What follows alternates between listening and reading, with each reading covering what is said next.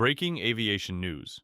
United Airlines flight UA-803, a Boeing 775ER, took off from Washington Dulles to Tokyo, but had to turn around just minutes later due to an overheating engine.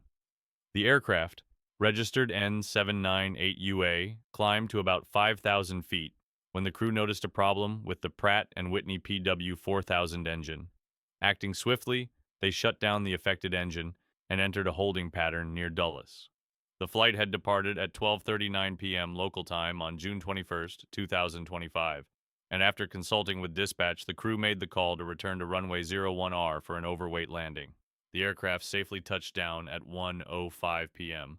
and taxied back to the gate with no reported injuries. This particular aircraft is nearly 28 years old, delivered in 1998, and while still airworthy, incidents like this raise questions about aging aircraft and component reliability.